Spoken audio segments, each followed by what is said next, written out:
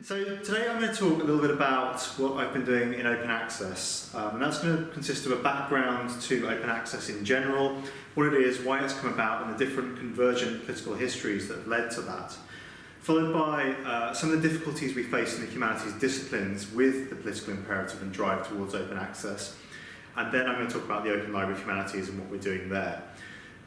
I say I'm a little bit nervous about speaking for a group of art historians about this because they are often the ones who come to me with questions about third-party copyright, the problems in the digital age of working with cultural institutions who often haven't yet figured out how they can bridge the divide between digital abundance and the scarcity of the objects they have and their need to maintain their own revenue streams. So I hope that's something we can have a discussion about probably at the end if that's something that is concerning people. I come from a literary studies department where the contexts are quite different, so feel free to hurl abuse if you think I'm talking from somewhere completely outside of those conditions that pertain to you, but I hope what we're going to talk about will be of interest across those spaces. So I kind of want to start with a really stupid question that we don't ask enough, which is, why do we publish in academic contexts? What do we actually want from a system of scholarly communications? We're so used to putting postgraduates through training programs that tell them you must publish or perish, you need to write, you need to keep writing and get this stuff out if you want a job. We don't actually usually think what the purpose of that is. That's because there are actually multiple purposes behind this. We clearly publish to be read, but by whom? Do we mean we publish to be read by our peers, or is it that we publish to be read by popular audiences? Is it a conversation among experts, or is it something that has broader appeal? But we also clearly publish in almost every case in the academy in order to be assessed. We might not like those assessment structures, but everyone will talk about top journals, top university presses, the places you should publish, because we know that there is an assessment process on the other side of this. And I just want to talk a little bit about this for a few minutes. So clearly, I'm not just a complete cynic, and I do think we write in order to disseminate work and for other people to read it, and that is key to it. But we also want, from any system of scholarly communications, there to be an element of preservation involved. When I was at Duke last year, I was talking to a group of classicists who had an edition of the Iliad that they only knew by the proxy of citation, i.e. there were lines cited in this edition, but they didn't know that edition itself, so other people were talking about it. And that's the thing we really want to avoid in scholarly communications, because as Anthony Grafton's put it in his study of the footnote, the fallible footnote is the only link we have to the verification of past truth claims. We've built a vast epistemic structure of incremental increases on being able to access past bodies of literature. What we also though want from a system of scholarly communications is a way to avoid reading. This is a bit controversial, but actually you can always tell an academic in a bookshop because of the way they behave, and it's different to anyone else. A normal person in a bookshop takes a book off the shelf and goes to the front and starts reading the first few pages, having just looked at the blurb on the back. And for them, success is to find a book that they can take away and purchase and take home and read. The academic works very differently. He or she walks into a bookshop, takes the book off, and goes straight to the bibliography at the back to check, am I cited? Are the other people in this field whom I think should be cited for this to be authoritative cited? What's this network look like, and what's my position within it? What's the author's position within it? You might then go to the index for that strange alternative topography. But fundamentally, for the academic, the way of getting a good result from this is not to take the book to buy it. It's to be able to put it back on the shelf and say, I don't need to read this. And the reason for that is nobody has ever said to me, I don't have enough to read. We are all saturated in information, and we need signals of value for where we should invest our limited time economies. We can't read everything. We need to have ways of saying, this is something I should focus my attention on, or this is something I should not bother with. So there are reading avoidance techniques, that's a cynical way of putting it, but we have these at the moment in the forms of various proxies for quality that we use that I'll come on to talk about. I also just wanted to query, because we've talked so much about the potential of the internet in general to disseminate work around the world, why it is that we still fly halfway across the world to talk to each other at conferences and have those person-to-person meetings. There's something about them that's important, and I think that's worth keeping for now, but I wonder at what point global catastrophes such as warming, etc., become so great that we don't value that so much, just to put something out there. Okay, so what we actually have though is the fact that researchers exist within a strange symbolic economy here. We developed a system, these are researchers by the way, not toilets or anything like that, they appear throughout, but that's not what I'm trying to get at. Researchers exist in the ideal circumstance in a very strange economic position of patronage that doesn't exist anywhere else. Now, I know this isn't the case for many colleagues who are on precarious contracts or short-term, etc. But the ideal situation is that we pay researchers to produce work that they are able to give away to the publisher of their choice, the venue of their choice, and so forth. And that's great, because the economic return in this handing over phase to a publisher is not usually enough for most academics to live on. Unless you're Slavoj Žižek or so forth, you can't just sell your books usually and have enough funds to live. So in the ideal situation, academics are paid by institutions rather than making a living through this sale. And Peter Suber says that this may have emerged in any advanced research economy because it frees us to some extent from market pressures for the object of investigation. Now, there are lots of soft power mechanisms that might affect what you choose to do there, and various assessment exercises feed back into that. But ideally, the idea is that actually we want people to investigate what they think is important, because that's how we get knowledge. It's co-produced in an ecosystem where we all investigate our niche areas, and this adds up to the totality of knowledge. However, we then have things like HEFCE's REF, NEH funding panels, job openings, and so forth that assess this work in order to work out how they can translate it back into a financial appeal of some kind. So like all of Pierre Bourdieu's symbolic economies, this non-monetary capital, social capital, translates back in some ways into a salary or a grant or etc. Now, what I think is interesting is that anyone who's sat on an academic hiring panel can tell you that you can't possibly read all the research of everyone who comes before you on that panel. So in my discipline, we usually have about 250 applicants for every post that we advertise. They all have a book or two sometimes, and we can't actually sit down and individually appraise those items. And so, strange as it might seem, we look to where it was published often. And I think this is a very dodgy way of thinking about it, but it's nonetheless quite commonly accepted practice. Everyone on every ref panel says we never do this, we always read the work itself. That's as maybe, but if you've got 3 weeks before you've got an interview panel, you're not going to read 250 books. So things like the name of a press or the name of a journal are used as proxies for evaluating quality, because again, there isn't enough labour time in the academy to read everything that's published. Now that comes with some strange consequences for library budgets, as we'll see shortly, but it also means that once a valid venue has established itself as somewhere that holds this symbolic capital for assessment purposes, it's in a very powerful position to attract research to come in, because everyone is being told this is where you need to publish because this is what your job panel is looking out for. That's the kind of situation you get this cycle here where if you can play that game and get past the assessment paradigms, you do translate this back into a salary that lets you produce more research, and the cycle emerges. But that symbolic economy maps onto a very real economy for universities and their library budgets.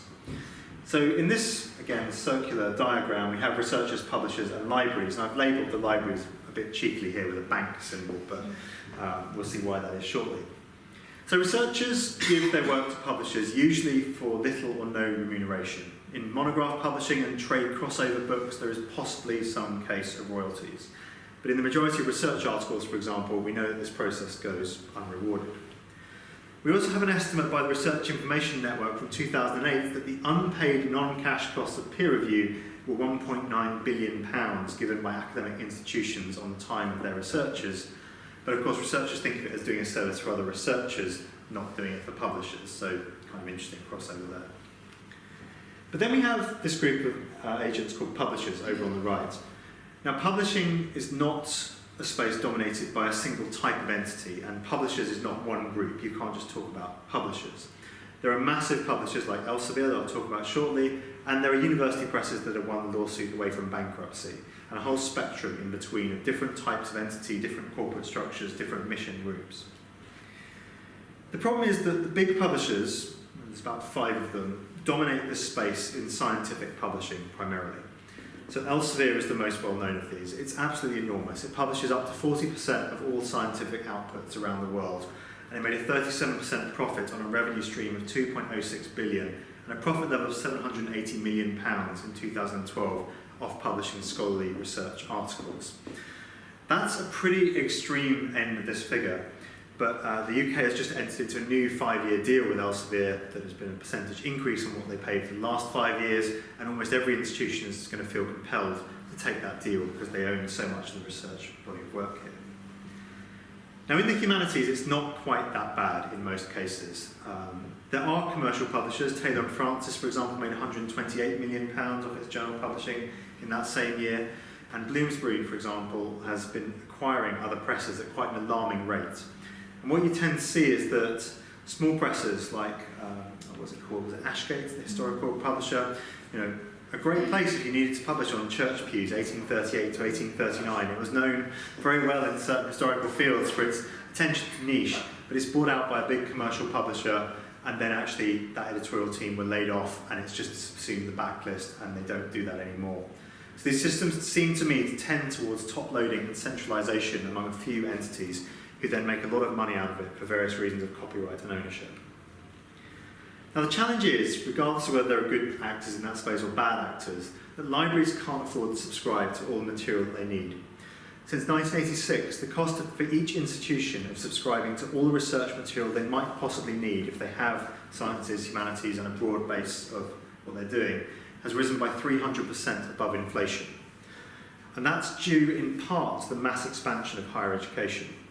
So obviously, as in the late 1980s to the early 1990s, we expanded higher education in this country and around the world, we're hiring more people in on teaching and research contracts.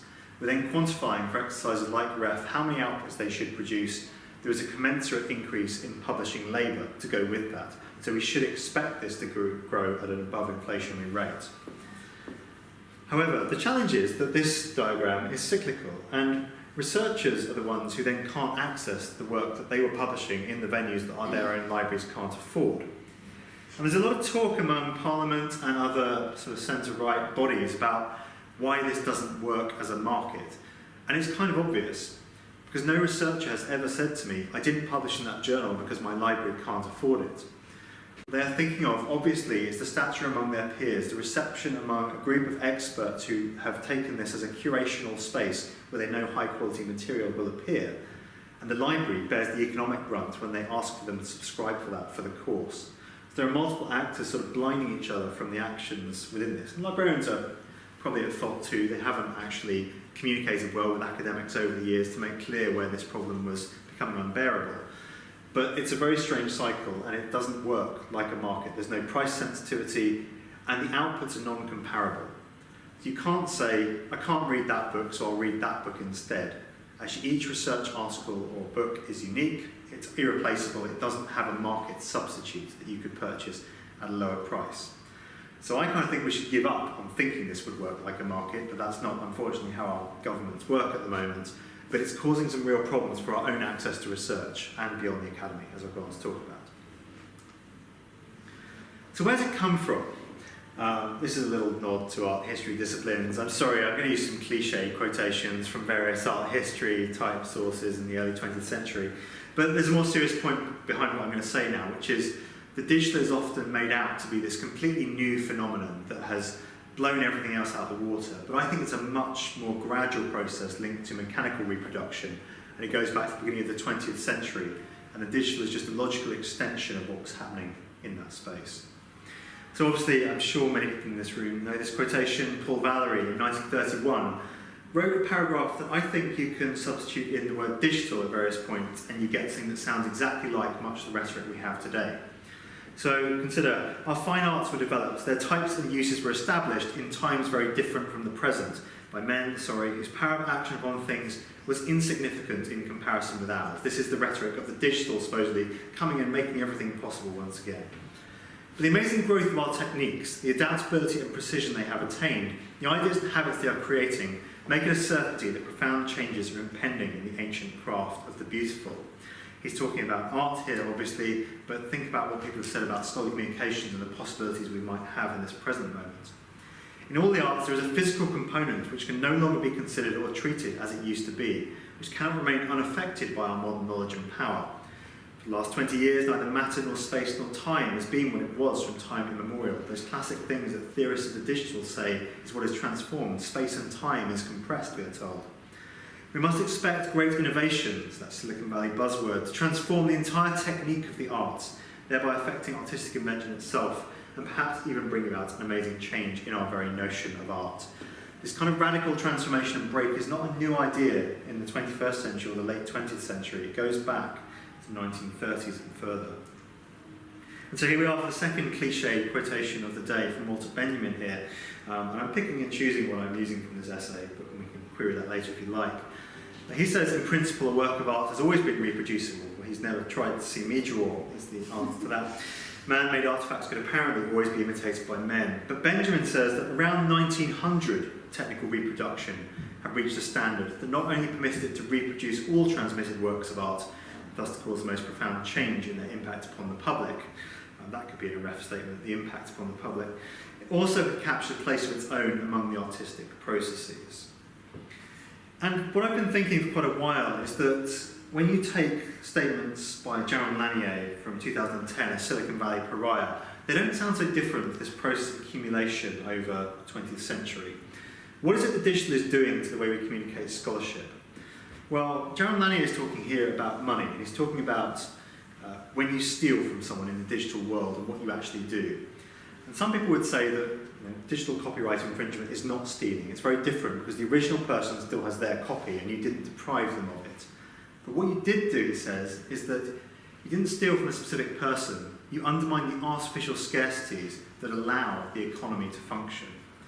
And that's what mechanical and then digital reproduction actually did, was it showed us that the economies that we have built entire infrastructures to support labour and to support dissemination of work, can be treated as artificial, but we've got no way of dealing with that suddenly, and it takes a lot away in the process and looks almost akin to stealing.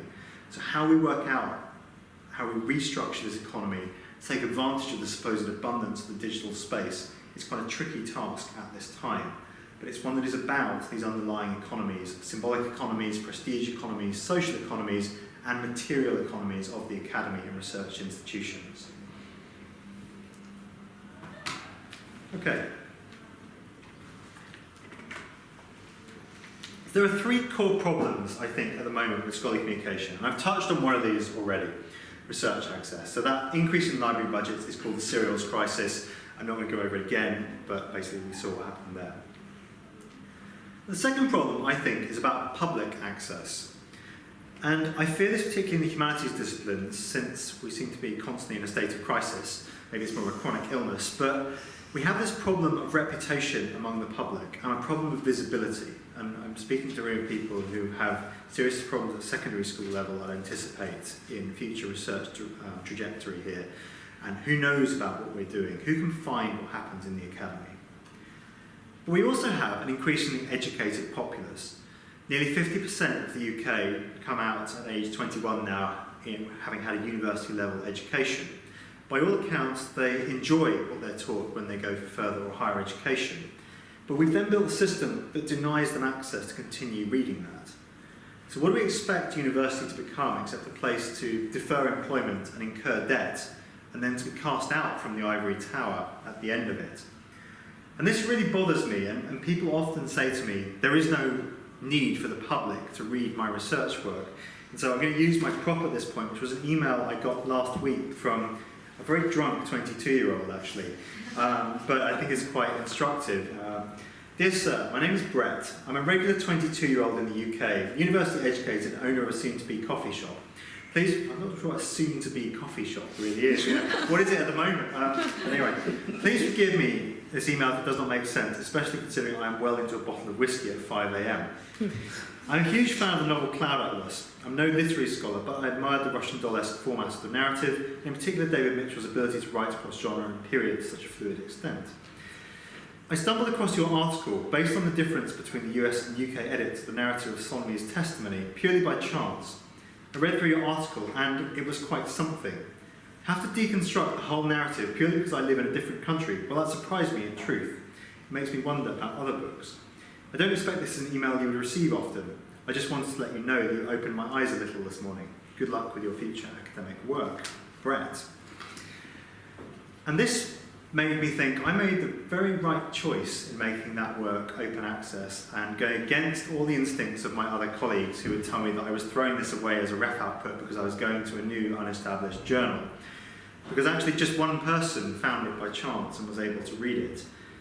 We can't give our teaching away for free anymore in this country, but we can give our research away for free, it strikes me. And that kind of thing starts to really play into other institutional narratives. It doesn't have to just be for the good of education. I think, what about recruitment?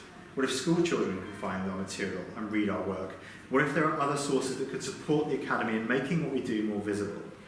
And I think a lack of public access is going to disserve the humanities increasingly over the years. And that doesn't mean we need to come to a populism in what we write, but it does mean we need to think about how audiences can get hold of this work. And finally, and this pertains particularly strongly in the disciplines here today, we have restrictive reuse rights on our own scholarship.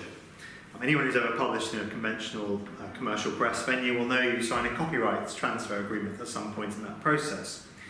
And this means that we're actually paying for research work at multiple points in the process. We're paying for the labour of the researcher to do the work. Then we're paying for the labour of the publisher to do the publishing process. But then we're paying, again, actually a photocopying licence if we want to teach this work. So actually most institutions subscribe to the Copyright Clearance Centre in the UK that gives them a licence to reproduce material up to a certain volume. But there is a fee attached to that libraries pay every year, even for teaching purposes. We also know that in some jurisdictions, text mining or derivatives and new computational methods for assessing scholarly literature are prohibited. And this is a really interesting case of an EU legislation for the UK. So I sometimes work computationally upon works of literature, and theoretically under UK law I'm allowed to do that. But the EU Copyright Directive says that you can't break the DRM on any work that you've obtained for any purpose, even scholarly work. So what we end up doing is buying a print copy of the book, sawing the spine off, running it through a feed scanner, OCRing it, and then getting down to being able to actually analyse the work. So legislative jurisdictions cause a lot of problems here, and that's a special case because it's fiction. But if I want to do a computational analysis of scholarly works, I might encounter the same problems. Many publishers have DRM on it, and they're not allowing you to do it in this way because they own the content.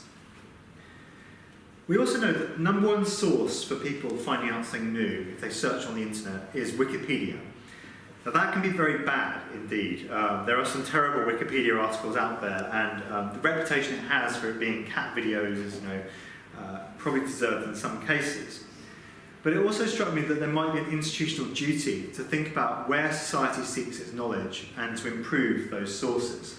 And in fact, Crossref have shown that if you're cited on Wikipedia, you are in the 5th greatest source of traffic to scholarly articles that exists. Actually, being cited on Wikipedia is about the best way possible if you want to be read. And if you're cited on Wikipedia and that resource is improved, we hopefully have a more educated public.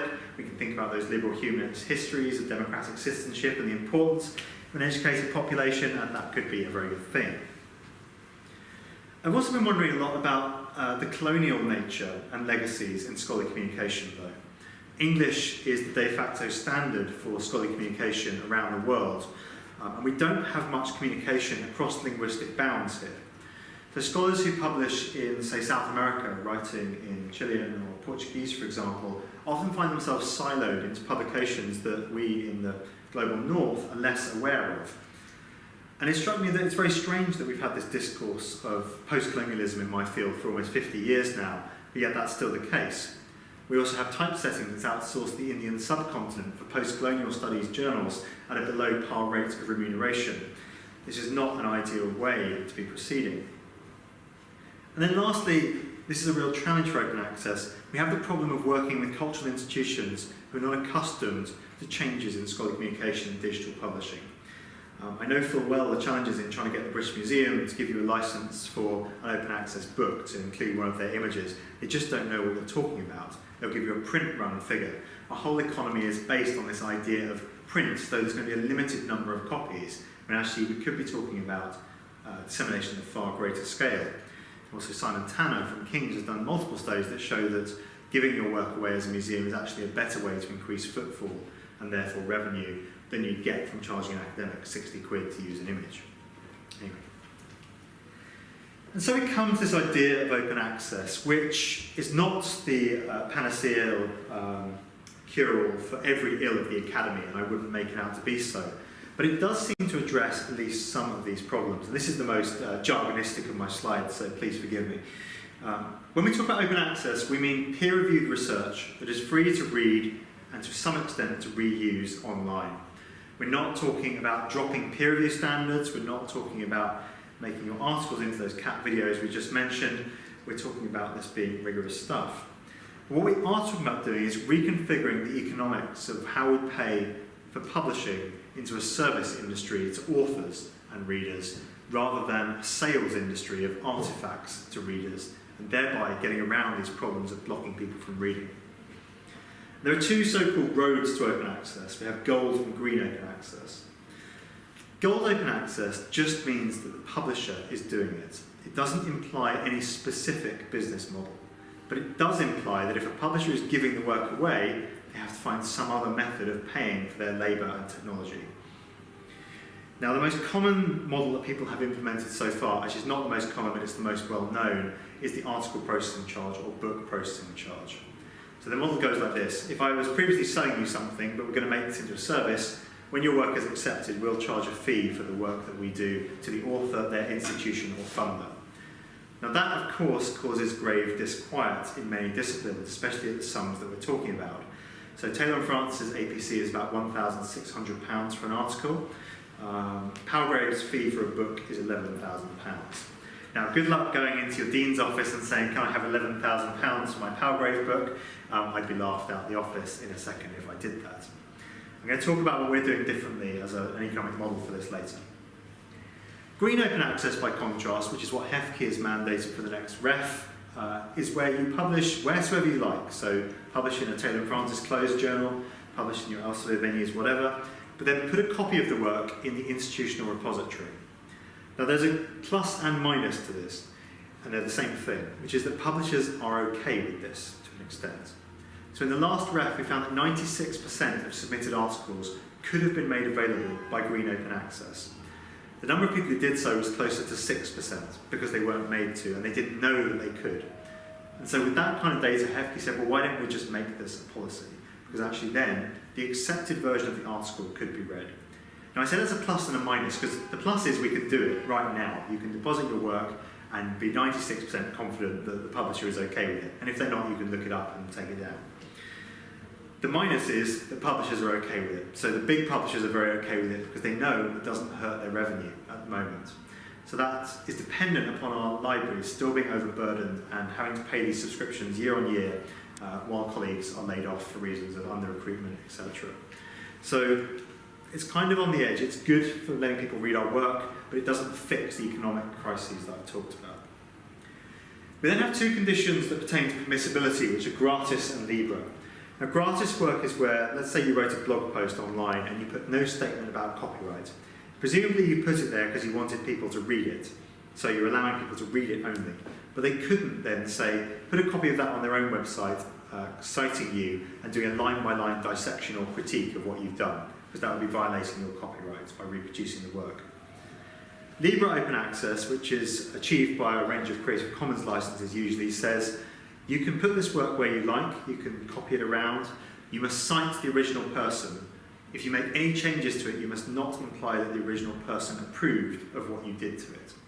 So actually, it's more like saying you're allowed to cite work and you can mark changes with, say, ellipses, but you must not imply that the original person did this.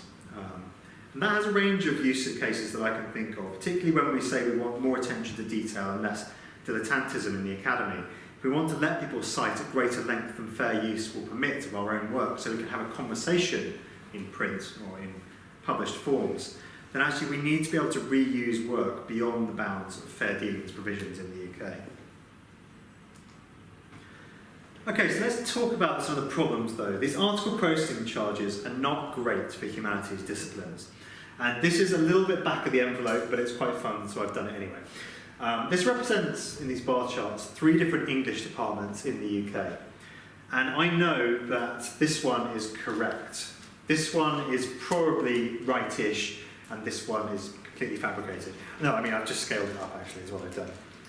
And what I've plotted in this graph is the 5-yearly subscription expenditure of these English departments in the blue bar.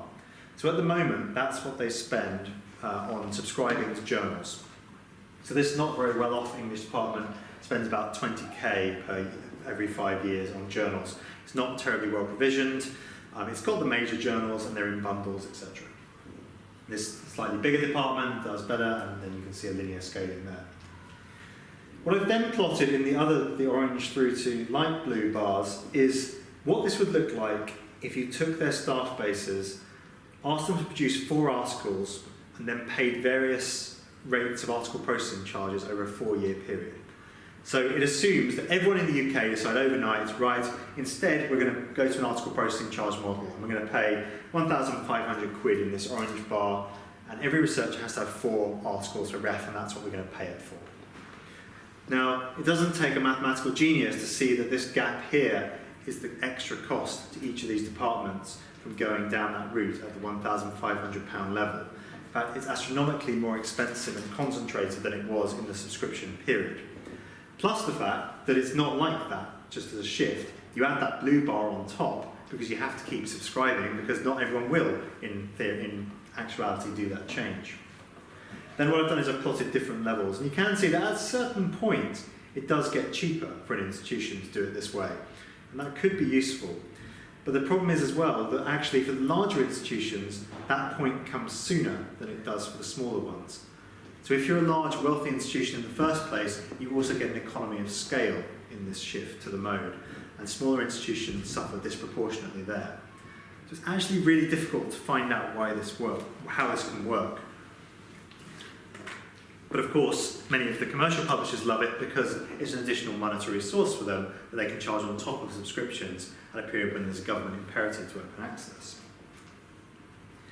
We also have these kind of important things called books that tend to be valued much more in the humanities disciplines than they are in many of the natural sciences, and they often get left out of the discussion. So books are acknowledged as different by almost every funder. So HEFCE's REF mandate for 2020, 2021, whenever they're going to tell us when it is, does not say you have to do this for books. It's only articles or conference proceedings within ISSN. And I think that's a sensible note of caution. The Wellcome Trust, if you can get them to fund you, will give you as much money as you like for a book as well, which is great for them, but it's not something that everyone can do. And there are several reasons for this. First of all, the market of publishers in book publishing is a far harder space to crack. Nobody really has that second book in their drawer that they can just give to an open access publisher because they support the cause. They need to really make the most of every symbolic return, because these things can take 6 years to a decade to write. We also have the problem that there are trade crossover books that are actually quite important for proper dissemination to the public. I've talked about the public earlier, so I don't think it's fair to say that actually just having an open access copy of a book would be better than a trade crossover book. What you actually need is a radio program, a TV show, and then your book to appear in Waterstones often, if you want to achieve the broadest public appeal in that type of publication. And we have some studies that show that open access versions do not damage sales, and actually they increase sales of print copy books, because people find it and they don't want to read 80,000 words on the screen. But a lot of publishers are very cautious around that and nervous about it. So monographs remain a far harder space from the academic side and the public side. What I'd like to do now, though, is I'll just quickly on monographs as well. The current spend on monographs by SCONUL, the UK library body, shows it's about £60 million per year. Library budget spent around the country on buying books, and that's academic books. If you switch to the rates that most publishers are charging, which is between £6,500 to £11,000, like I showed in those previous graphs, it's quite hard to find the point where you would save money doing it open access if you're doing it in isolation as a country or as an institution. It doesn't work terribly well. But what I'm going to focus on for the last sort of 10-15 minutes now is what we're doing to try and get the benefits of open access without some of those challenges and problems that I've spoken about. It's worth saying that this only pertains to journal articles at the moment. We haven't done books because I think the problem is so much harder. But what we are building, what we have built, is a mega-journal, multi-journal, not-for-profit, collectively funded platform. So I hope you've got that. I'm not going to say anything else about it. So around 2013, I was looking at various initiatives in the natural sciences and thinking they do pretty well in some of these disciplines. High energy physics has some very interesting projects, and I looked at PLOS in particular in biology and various disciplines that they work in. And I thought, what would it look like to create a public library of science, PLOS, for the humanities? And who should we ask about what challenges they'd face if we did this? So the first thing we did was we put up a very rubbish website, really naff. It was just put together in a few hours, and said, who's interested in building a PLOS for the humanities, send us an email if you want. And actually, probably because of the people who follow me on Twitter, rather than a more broader demographic survey of the humanities, we had about 200 emails overnight from people who were interested in that idea, who weren't quite sure what it would look like. And so we got, from that list of people, a group together to ask them what they thought. And that included the chair of history at Harvard, it included publishers like MIT Press's Margie Avery, included the Modern Language Association, the Director of Scholarly Communication, Kathleen Fitzpatrick, Peter Suber from Harvard, David Palumbo-Liu from Stanford, people from London universities. And we said to them, all right, so we think article processing charge is the biggest block we've heard. Everyone in the humanities says we can't get this money together. What if it was £200? Would that work? And the answer was a resounding, no, not really. We don't have any money to spend on this because it's all going into subscriptions, or we need it for research expenses. And so we quickly realised that actually we didn't have an economic model that was suitable for the humanities for open access publication. We did, though, having these conversations quite openly in public, get quite a lot of media attention. So just as a kind of object lesson in how to get people to believe that you're a massive project when you're tiny and just having ideas, do a lot of things openly and everyone projects their own values onto it and the media come after you. It's really worth doing. That's the cynical bit done. So we started to come up with a range of viable models that looked promising, and then the Andrew W. Mellon Foundation got in touch. And they said, can you drop by New York and have a chat? And we were at the University of Lincoln at the time, which isn't directly next door to New York. But we did persuade the Vice Chancellor eventually that there might be some money in it and she should fly us over. And they gave us a $90,000 planning grant and subsequently a $750,000 grant to get this off the ground and to build the model I'm about to describe to you. Okay, so this is what the subscription model looks like as it exists, is what we theorised. There are a range of libraries, thousands actually around the world, all paying relatively large sums, often in block deals, in order to get access to research articles on a classical economic basis. I.e., if you're paying for something, you assume that someone else is not going to get it, and that's why you pay for it. And so actually it turns out it costs quite a lot to build this stop sign and integrate with institutional login systems, and we end up paying for that through this system. And we thought, we looked at Archive, we looked at Knowledge Unlatched, and we looked at an initiative called Scope 3. And we thought, is this actually how libraries have historically worked? These are institutions that if we don't have a copy of something, I write to them and they post it to me for just the cost of postage. They're not actually working on a classical economic basis for what they're supposed to be doing in providing access to knowledge. They're supposed to be spaces that are of exchange and archiving and preservation.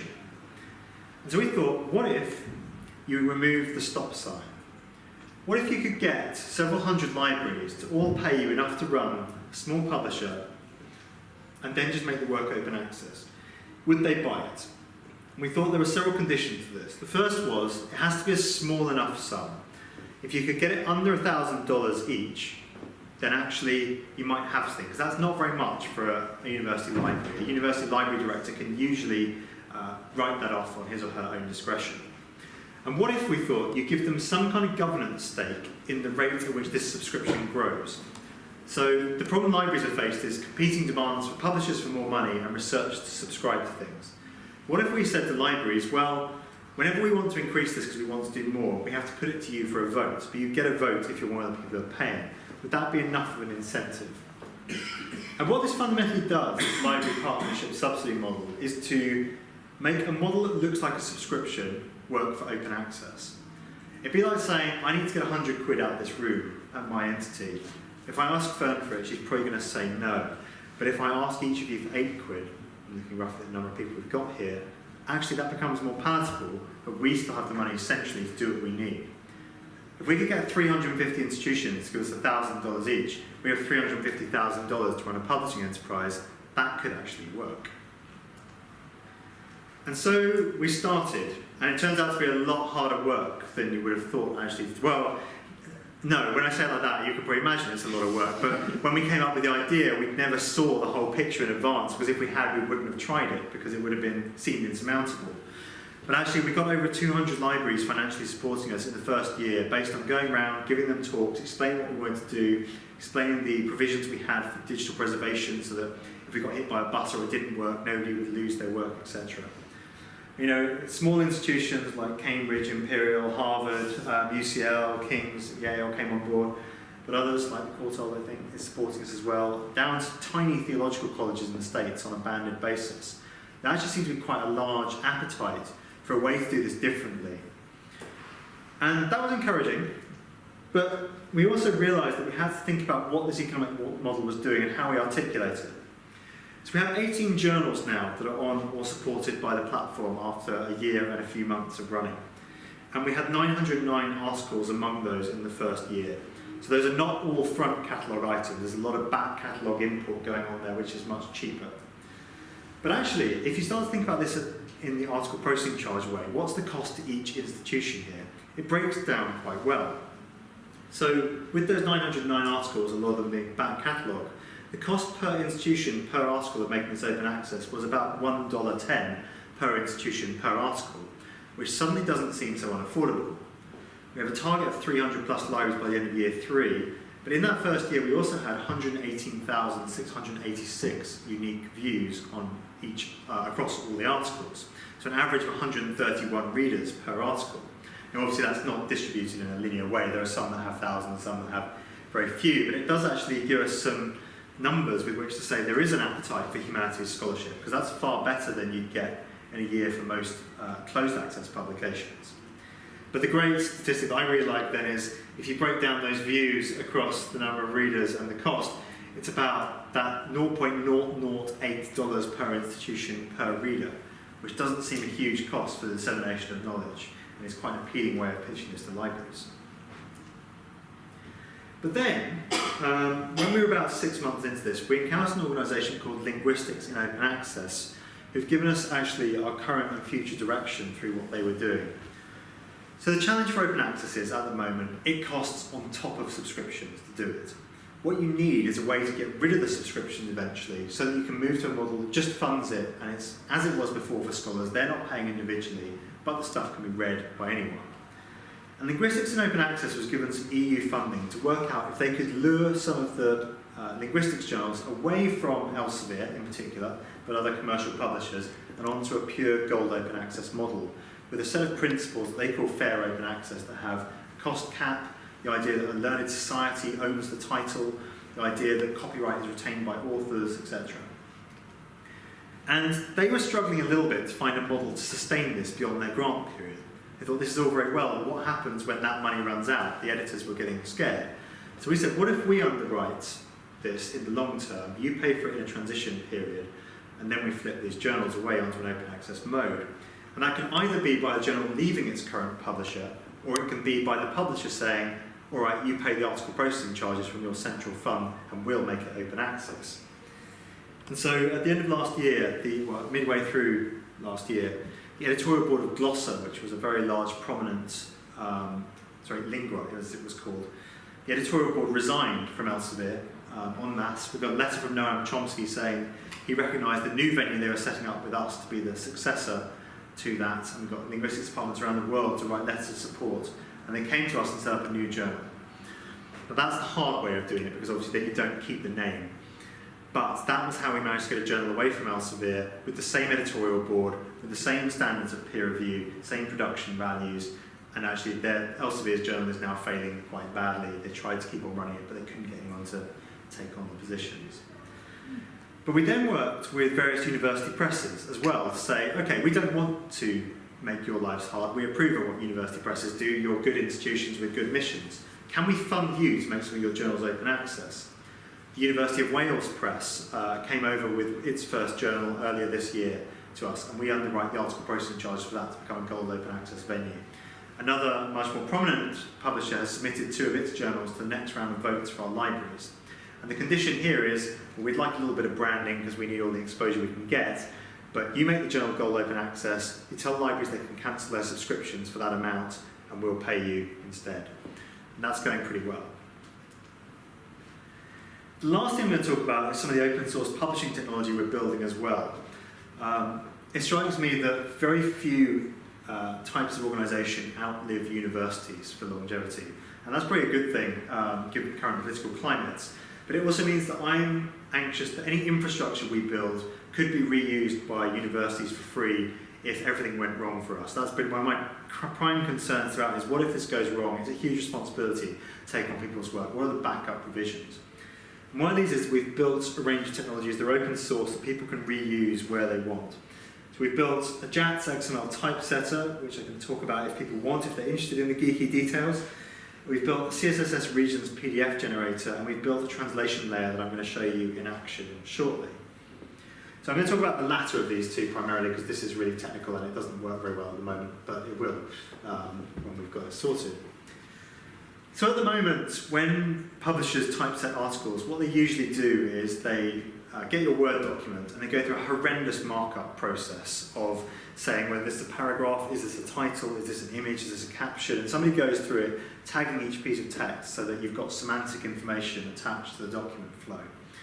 They then put this into Adobe InDesign usually to produce the PDF that you proof, and then at the end of the process they also produce a semantic XML document.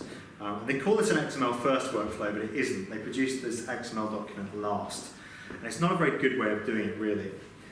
So what we've built is something that actually is a little bit lighter touch, which is you produce a standardized XML document, and then we automatically produce a PDF from it that has tweakable layout characteristics so that we can produce the PDF in a browser, actually. We print it to PDF from there with the metadata attached. And we've got something that doesn't involve that Adobe InDesign flow. There's proprietary software that universities would have to buy if they wanted to use. This is very geeky, so I'm not going to dwell on it, but if you want to ask some questions or at the reception, I'm happy to talk about this. I used to be a computer programmer before I was an academic, so you'll have to let me off, I'm afraid. But the other thing we've been working on is a translation layer for actually any web page, but predominantly for scholarly communications. Actually, there's no market for most articles to have paid translation, and that's why they stay in their dominant language in which they're published. I'd be quite lucky to find someone who'd be willing to pay for a translation of many of the niche articles I've written about contemporary fiction. Now, books might be slightly different there, but we thought, what if those who wanted to could license their works openly so people could translate it, but what tools would we use to do that? And so I now have a kind of embarrassing video where I annotate the use of our tool here that I'm just going to show you for 5 minutes and then I'm going to wrap up. But this is our software, Anatran, that can be used to translate web pages. Hello, my name is Martin Eve, and today I'll be giving you a demonstration of the translation software that we have been building along with my colleague Maria Kadic at the Open Library of Humanities. For those of you who aren't familiar with what we're doing, we've built a system for translating any web page that is based on the Hypothesis annotation framework. Hypothesis is a web application that can plug into any web page and store annotations, keyed to locations on the page. We decided that this would be a good way of writing translations for web pages, since we can key the user's translation of any sentence to the original sentence on the web page. So, how does it work? We've put together a test page here to demonstrate the tool in action. As you can see, there's a link at the top of the page that says, translate this page. This could also be triggered by a bookmarklet in the user's browser, but we've here put a link, as you would do on a scholarly communications platform. When you click this link, the Anatran sidebar loads, and you're presented with something that looks a bit like, but is actually very different from, the Hypothesis application. The first thing to note here is that there is a language list at the top of the page.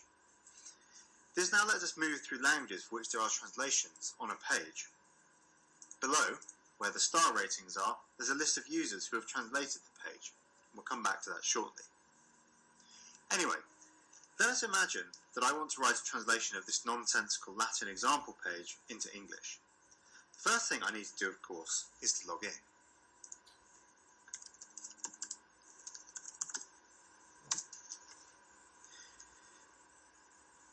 Once that is done, I need to add the language English to the page.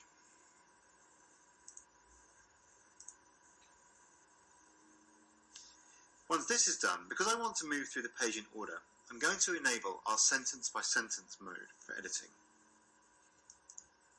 So, let me write a translation here for all to see.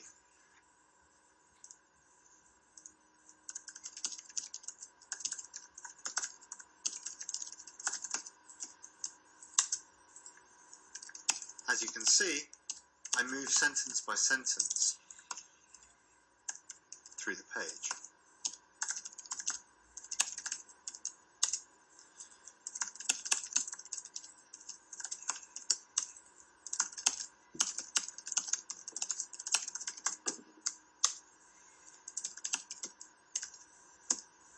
You get the idea.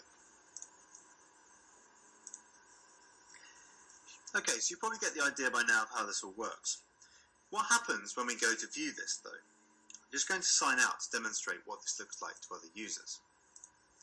So when I come to the page and I've selected English as my language as opposed to the others, I can see the translation listed there by a user called Martin.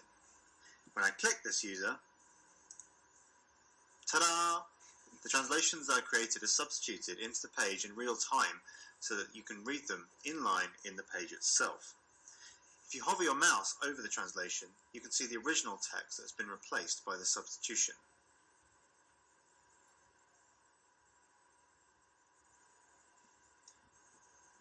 So this is how translation works here.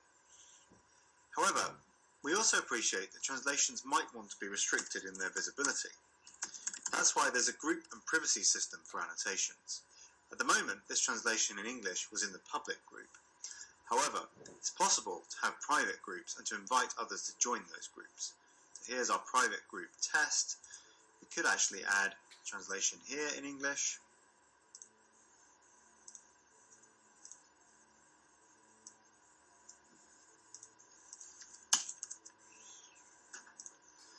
And this will now only be visible to users who are members of that group. And if I sign out, I can't select the test group and I can't find it in the back end. I can see the original translation in English and not the one that was in the private group. So what happens if a translation isn't very good though? Or what happens if we get spammed or somebody actually has an idea to abuse the platform? Well, we've got some ideas for that too. Users can rate other users' translations. So when I log in as a user other than Martin, I'm looking in as Martin2, I can click on this star rating and I can select, say, a 3-star rating for this translation that then is live when we get the average of all votes across all users in that star display. Or I can report this translation as abusive, which will send a report to an administrator who can then act to remove it. And that's the basics of what we've built. Stand by for a future post or video on what we've done to the original JavaScript, CoffeeScript, Python and Elasticsearch from Hypothesis. We're also planning at some point soon to release a public alpha version for those who would like to help us test the software or to find bugs. You can find the full code base for what we've built on GitHub at github.com/birkbeck/Anatran. We hope this was of interest. Thank you very much.